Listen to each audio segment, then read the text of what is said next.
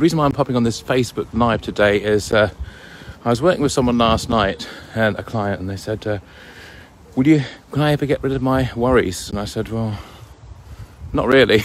I said, I worry occasionally. Really? You seem so calm. But, yeah, I do. I worry about, what do I worry about? Probably little tiny things that have got no real meaning. Isn't that weird? I can't think of one off the top of my head, but I'm sure I do worry about something. And if it comes to me, I see someone's watching, that's good. I won't call you out, because I hate it when people go, hi. But I'll say hi, but I won't call your name out. But because the people might start worrying then, hey? So, if you're worrying about something, you can ask yourself a question, sort of like, is that worry needed? It says poor connection on here, so I'm worrying?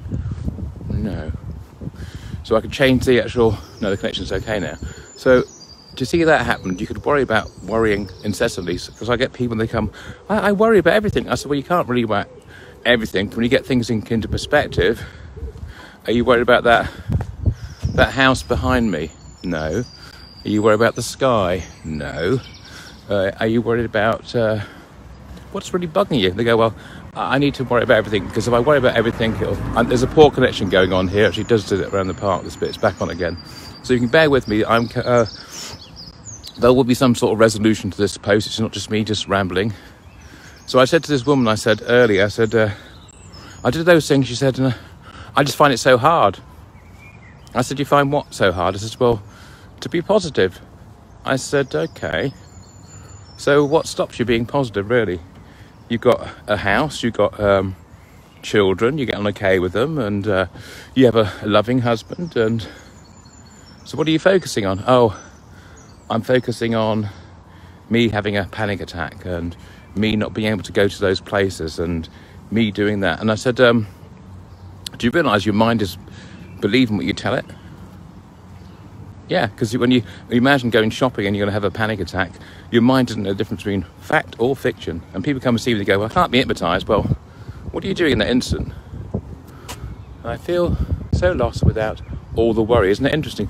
I feel so lost without that worry and going around in my head. I'll get back to this. I'll get back, and I'll say, because she's in a habit. This lady. I hope she's watching. I'll invite her to see this video at the end. She's in the habit of doing this thing. She's done it for 6 months. Before that, everything was fine. Had a lot of stuff going on in her life. Yeah, I won't mention who she is, because I believe in keeping things, confidential. But it will help other people in this group. So she's gone through a lot of people dying in succession, one after the other, and she created a habit. The habit was like a strategy so she didn't have to face what was happening. Then our minds think about this new strategy, and it's like it becomes our reality. Then it's almost like the strategies take over. That if I do this thing, it can be a ritual, like an OCD thing. It stops us worrying about the immediate thing that stays staring us in the face. So if you think about it, oh, I do feel different and lighter now. Somehow, it's like, it's okay, but you have to take responsibility for that change. It's not me that did it, she did it. I just showed her how to do it. And everything just sort of seems to happen. Well, I like to be realistic, so remember how you were like 3 months ago, and how do you feel today? Oh, you probably feel like 100% better. But if you're not still in that mindset, it's almost like an echo of what used to be. Because we can still do that hamster wheel thing about the thinking. And she says, well, ever have a negative thought? Well, it doesn't mean to say your life negative. Just get some perspective on it. And how do you do that? I hear you ask. Check in. Is it real, that thought? Nope. Like me at the minute. I'm in the middle of the park, and if I was doing that everyone makes me anxious routine, I was blaming those people out there for making me anxious, making me blush and stuff like that. But really, have they got the power? Look, I'll show you. Even got close. Might get one screen. They're not. Oh, there's two there. One behind me. In other words, it's not coming from them. It's coming from me. And it's quite deep, this next statement, which is almost like, if you recognise all this stuff's coming from inside you, in your mind, and you're making this all up, yeah, and you look around you, get some evidence, is it really true? Is that thing making me anxious? Can that person behind me make me blush? Can that person make me feel inferior? If they can, come and see me. But I mean, if not, and you've got some clarity on this, check in. Hi Julie. I did go for a walk at the end. Get some clarity on it. Is it really, how are they affecting you? I mean, if you can turn your outside world out there and swap them around, I wonder what will happen. Will it be garbage out here and good in here? Turn the dark into light, as they say. So, I mean, the darkness exists in us. You know, all the, oh, everything makes me down, I'll never change, and all that sort of stuff. But even that woman said, I do feel slightly differently somehow. And the reason why she feels differently somehow is because she's changed those old beliefs, and she didn't know she did it. But it's good if people take responsibility for their change, really, because they think it's me doing all the work. Sorry, morning feels like afternoon. I've been up since 5 a.m. God, I was up at like, I was actually not physically out of bed. I look at my phone and stuff like that, looking or learning something. So I know that feeling. Yeah, seriously, if you're struggling with worries and something that's making you anxious, just check in. Oh, Siri's about to do his stuff. Has everyone actually used Siri? Oh, I was going to do something now. There you are. So, check in. That worry you're doing, is it really needed? The lady who I was referring to about has done it for 6 months, this new belief that I've got to worry about everything incessantly. If I don't worry, blah, blah, blah. What's the worst thing can happen, seriously? Do you need to worry? Look around you, get some check-in. Is that thing making me worry? No. And where would I be without that story is a great question to ask yourself. Where's that story? Where would I be without the story that everything's doom and gloom and stuff like that? Even somebody else today, this is an interesting one, yeah? Another client, she stopped smoking for 10 months. So I said, I'll just check in and see how you're doing. Well, I'm okay actually, but apart from the builders, I'm moving to my new place today, and I'm moving for gritted teeth. And I'm hanging on by gritted teeth that I don't have that cigarette. I said, really? I said, can you hear the drama queen there? Seriously, I like to keep it real. But I mean, she stopped smoking for 10 months. And logically speaking, yeah, the nicotine cravings go out your system with a 72 hours. Okay, max at say 7 days, you are no longer a smoker. But if you identify with I need a cigarette and stuff, and you call yourself a smoker, then it becomes a part of you. If you identify with I'm depressed, I'm anxious, I'm a worrier, who's convincing you? Who's hypnotizing you, really? So, and that lady does. She sort of, oh, you know, I'm doing this by the grit of my teeth. I said, well, I thought she would turn around and say, like, after 10 months, I'm smoke-free and my teeth are white and my skin's clearer. But no, I'm just dying for a cigarette. Well, if you really want a cigarette, have one. But really, look at if you rewind the whole clock, yeah, has those cigarettes actually helped you in your entire life? Have they given you any? Because I used to smoke 40 a day, so I know it's like. I mean, I do all these things. I don't just look like Mr. School Teacher telling you how to do this stuff. I've experienced anxiety, I've experienced worry, lack of confidence, used to blush, used to care about what people think about me. And now I'm free, because I recognise it was just in my mind. It was not in reality. But when you go in your toxic trances, you can feel down, you can feel worried, you can feel the creaky floorboards and that sort of jazz. It's an illusion. And when you can get out that toxic mindset we put ourselves into, then you're free. So, and I said to that lady, I said send her a text. It's like, I said, those cigarettes have they helped you? Have they helped you comforting? You know, when you had your apartment, stuff like that, you know, have they ever given you any joy? Well, sometimes we're punching that cigarette smoking, like, we smoke a cigarette and we smoke it all non-consciously. And we're looking around and we go, oh, we're linking all that pleasure to, let's say, that nice view there. And then we're believing that cigarettes relax you. So I said to her, go outside for 5 minutes, take some clean, fresh air in, allow yourself to breathe with those nice, clean lungs, and notice the difference. And she came back later and said, oh, I feel slightly different now, good. So it will kill you if you go down your route, but having a half-built apartment won't, because that'll change. Because we're stuck in that sort of mindset. At the time, it can seem like the whole world's conspiring against us. Ever had that when it can seem like everyone's getting at you and it's only you on your own? And like the lady here, she needs reassurance. That's not the first one, the other one. She needs to be reassured. She rang me up at 8:30 this morning, and I hate people who just ring me up out of the blue. I don't know what it is. It's like these days you have a text, don't you? So I say, I usually text people before I even ring them. And then she rang me up and she goes, I hope you don't mind me ringing you. I said, well, you're ringing now. I've got no choice, really. I'm ambushed, and I hate it. And I said, by the way, I said, you're actually ringing, so we'll go through what is it you want? She said, well, but I need reassurance. I said, listen, the only person who can reassure you is you. Because otherwise you'll go down that hamster wheel for the rest of your life. I like people who come and see me to be almost like self-reliant. They don't need me anymore. Because if they did, they'd be going to see me every week, talking about the problems. And I wonder if they actually leave those problems behind. Will it make them feel any better? They talk about their problems.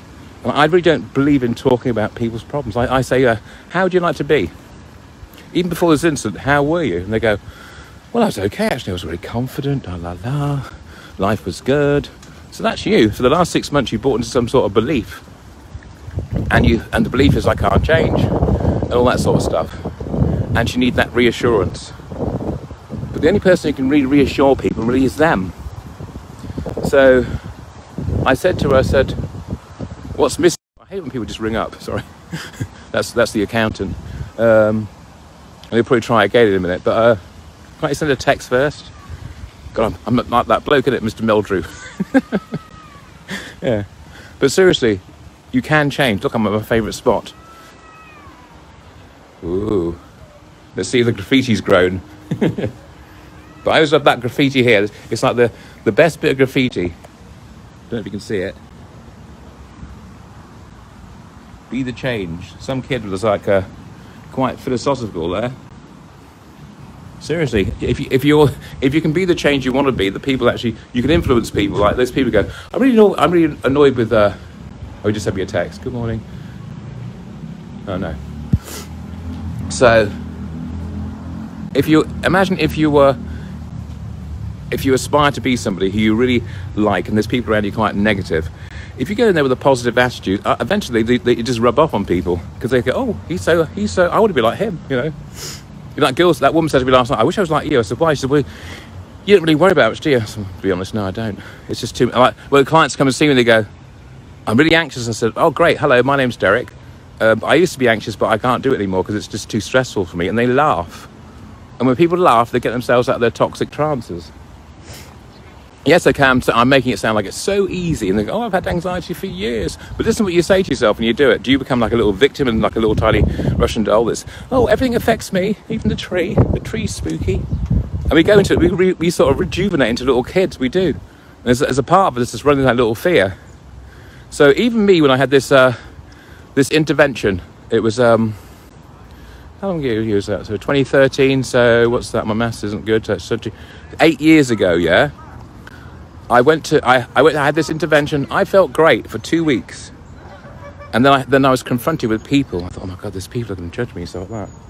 And then I put myself into 3 different places. I'm sure some of you have heard this before, but I'll try and make it slightly different. And I went there and I felt, oh God, I feel slightly anxious. The voice in my head was saying, oh, what's your name? What's your name? Because I was on next to speak, introduce myself. And I sort of had a conversation with myself at that time. I said, listen, I'm a grown man. Why should I be worried? It's like a little kid. The little child in me is trying to do that little fear. And I sort of said, look, am I in danger? Nope. And I got some perspective on it. Because when you get perspective on stuff, just means like stepping out of it, and recognise, well, I'm not in danger. There's no lion in the room here. There's no big bear that's going to get me. When you get that, you can change. But when you're in that thing, it can seem like the world's conspiring against you. And you're believing in all those beliefs that, I'll never change. But you can, seriously. Everything changes. Look at those trees. Nature changes. Everything changes. It can. And people say, oh, I can't change. I'm special, me. Yep, okay. And that's a belief, really. I'll never change. Almost like a victim of our minds, that I'll never change. And I've done this and that and the other. But you can change, really. You can. I see it, well, every day. People changing. But when you change it, even like I was saying that, even when you change, your mind will still overprotect you. Get across that concept, really, because people say, well, like hypnosis, it worked for 2 weeks and then I started getting anxious again. Well, but it worked for 2 weeks. So how did you stop it working again? How did you stop those suggestions? What were you suggesting to yourself to stop you from changing? Like that lady before who I mentioned there, it's like, well, I want a rapid change. I want to feel no anxiety. Wouldn't that be bliss? Let's be real, people. We get anxious sometimes. It's like our nature. Human beings do get anxious. We're predisposed to worry about stuff. And if you can say, look, I'm just having a human experience, that's all. And I always notice when I do my Facebook Lives, the cameras, I'm not looking in the camera, so I think I am now, because it's like you look, there's the camera, so I'm looking directly at you now. So when you think about it, right, you're just having a human experience. You're allowed to worry, but when the worry gets a bit incessant and you can't stop those thoughts, yeah, see if you can learn to remember a time you felt good. Like I had an experience a couple of weeks ago and I thought, oh yeah, that was the worry one, yeah? This client came to see me, and he was like quite intellectual stuff.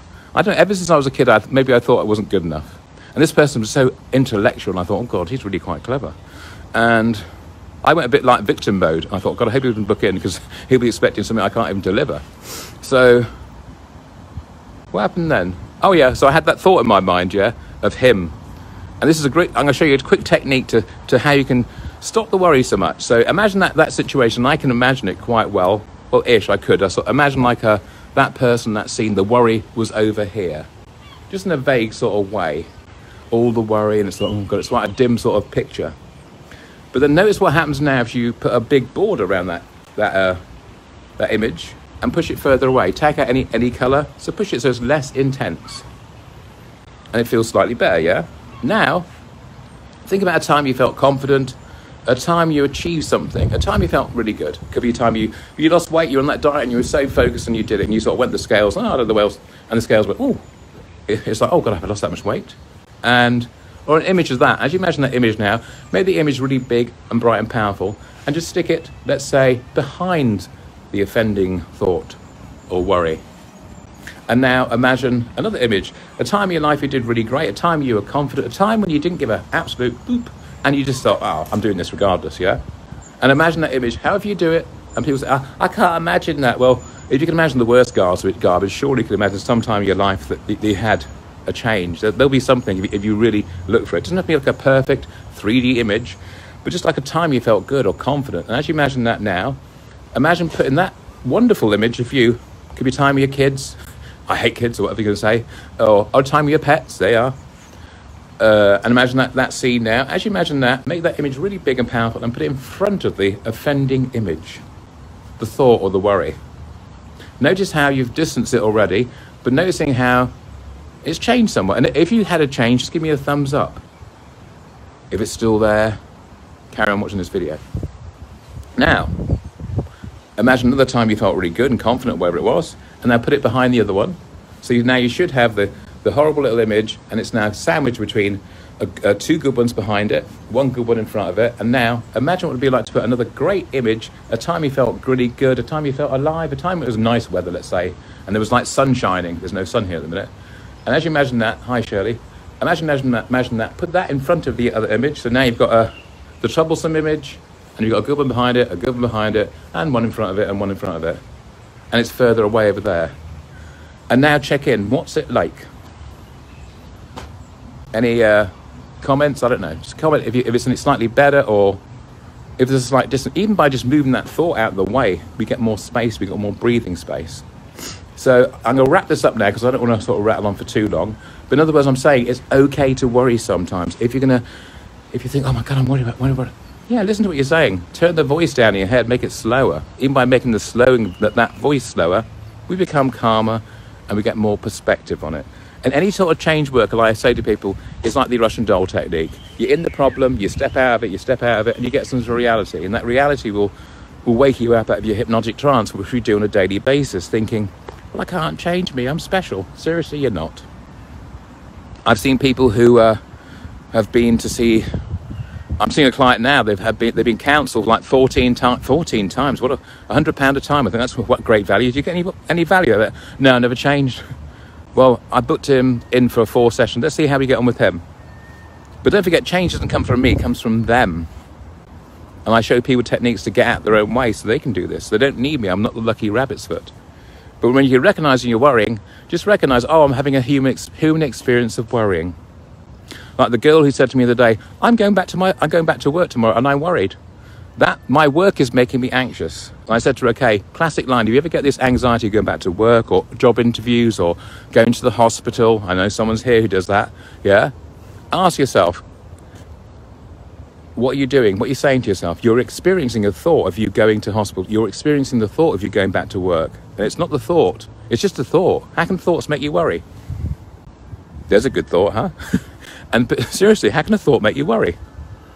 Can the thought have that power? I'm having a thought that I might walk into this bollard, yeah? And if I think about that bollard, oh my God, I might trip up, I might bang my knee, yeah? Well, it's just a thought. And thoughts can't really affect you unless you put any energy into it. And I carried a waffle on a bit more now. God, the park's really empty. What people are doing? Maybe they're at work. So our thoughts create our reality. Our reality, this is reality outside here. Not the one we create in our minds. So there's two people on this path today. I guarantee you somebody would have a different view or whatever as they're looking outside here, because we're living our life with our heads. The best tip I can give you today is this: go for a walk and look at different things. Look at the leaves, look at the different colours of the leaves, look at the texture of the leaves, look at the quality of how the leaves move, feel the temperature on your skin as you walk. Noticing how, when every step you take, you're not thinking about walking. And but by the same token, though, think about what you think. That's not real. It's an illusion, like you're joining a movie. Well, I hope this has been beneficial. And just to announce that we are having a Zoom session. It will be on the 5th, Saturday the 5th. It's the Zoom one, like over the internet. But we are going to start doing our next live in-person ones. I think it'll be on the Saturday, the beginning of Saturday, one of those, I think it could be the 3rd, Saturday the 3rd of July, I didn't check it out. And it'll be a live in-person one around my house. If you want to turn up for that one, just PM me, or I'll give you some details. Details haven't been finalised yet, but I've got a vague idea what we're going to do. So if that sounds of interest, and recognising you'll be in the same boat, because we used to do this before the lockdown, actually. It was like 1.5 years ago. Can you believe that? Crazy. And people would turn up. There's only a small group of people, and they'd all be anxious, because we're all human beings. Oh my God, what those people might think about me. Who gives a shit? Sorry. But imagine taking that attitude seriously. No one cares. Only you do. It's just a thought. And if you can be free of those negative thoughts, I wonder how you could do. What you could do in your life if you didn't give a hoot about what people thought about you. That's where we're going. So if you want to attend either of those things, just let me know, PM me. I don't bite. Okay, have a great day, folks, and the sun will come out tomorrow. You've already booked. Looking forward to the in-person one. I haven't reached that one yet, but yeah, I look forward to seeing you there, Julie. So have a great week, folks, and the sun will pop out someday. But it doesn't matter if it doesn't. Just a thought. Bye.